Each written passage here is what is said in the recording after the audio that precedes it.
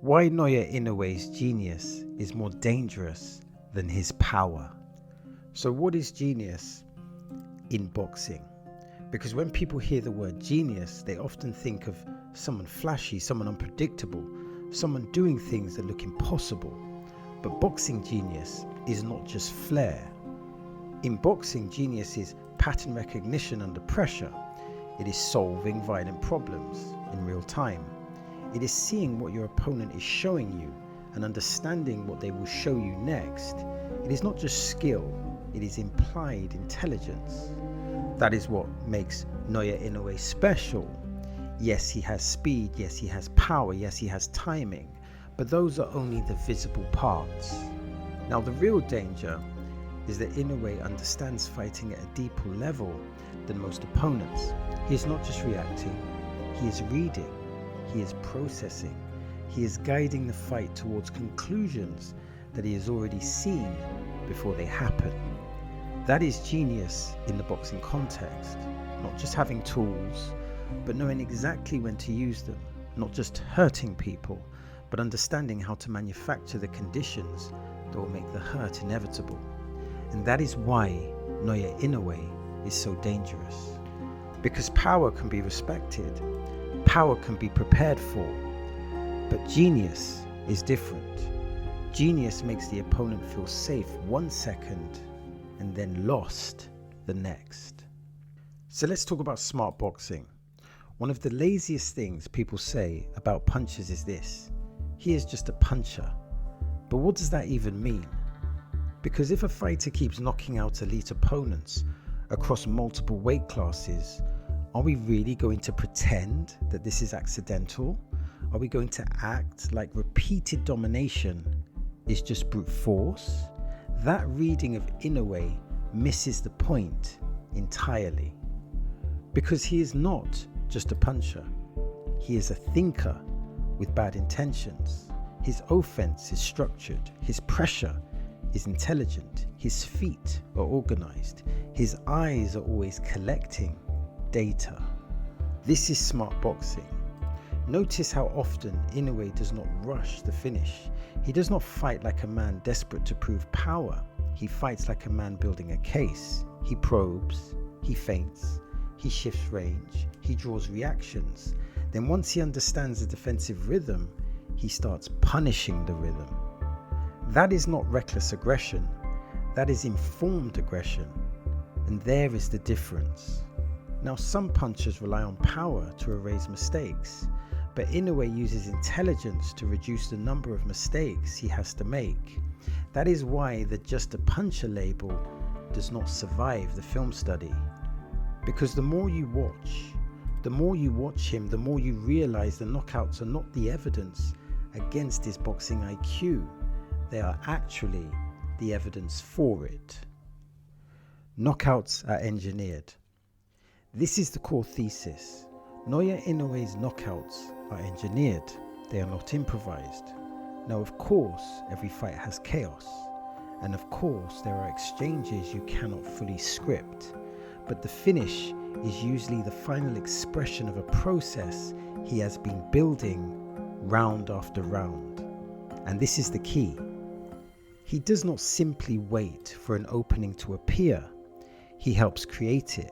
He pressures the guard. He tests defensive habits. He notes what the opponent does after the jab. He watches how they exit after combinations. He studies whether they shell up, lean back, dip, reach, or freeze. He then starts building the trap around those reactions. So when the knockout comes, it can look explosive, it can look sudden, but in reality, it has often been under the construction for minutes. Think of this: a knockout is not just power landing on the chin, it is information meeting timing, it is positioning meeting vulnerability, it is intelligence meeting commitment. And Inoue is elite in all those categories. This is why the knockouts feel so clean, so conclusive, so inevitable. He is not guessing, he is arriving. The jab is a scanner. One of the most important details in Inoue's game is the jab. And this is where casual viewers miss what they are looking at. Because his jab is not always there to hurt you. Sometimes it is there to study you. Think of this. It is a rangefinder. It is a reaction tester. It is a diagnostic tool. So what happens when he jabs? Do you parry inside? Do you pull straight back? Do you bring the rear hand too high? Do you retreat in a straight line? Do you try to counter over the top? These details, they matter. Because every defensive answer creates a future offensive opportunity. Because if you reach for the jab, you may open the lane for the right hand. If you guard too high, the body becomes available. If you step back predictably, he can step with you and maintain pressure. And if you overreact, you start giving him control over the tempo. That is what makes the jab so important. It's not just a scoring shot, it is surveillance. Think of this. Once Inoue has enough information, the rest of his offense becomes more dangerous. Not because he suddenly changes, but because now he knows where you will be. The bodywork system. Inoue's body punching is not random damage, it is a system, and the system matters. For example, a lot of fighters go to the body because they are told it is a good investment, but Inoue goes to the body with a very specific purpose: to change posture, to change reactions, and to change defensive priorities. The bodywork forces decisions. Think of this. Once the opponent starts worrying about the ribs, the solar plexus, the midsection, the elbows begin to drop. The stance tightens, the breathing changes, and the eyes become more divided. And that is when the head becomes more vulnerable. This is why the body-head relationship is so important in this game. He is not just hurting the body for the sake of hurting it, he is using the bodywork to manufacture the headshot. This is boxing intelligence. Think of this. The head knockout often begins with body anxiety.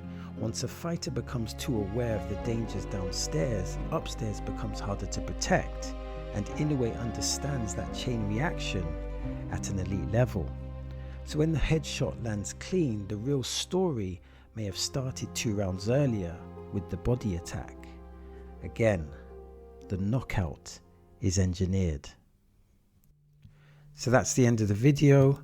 Now I'm trying to build a digital boxing community. So that means I'm interested in your comments, your questions, and your observations. Now, if you want to support the channel, simply like and subscribe. And if you want to watch more content, then click here or click here. As always, thanks for your time. It is much appreciated.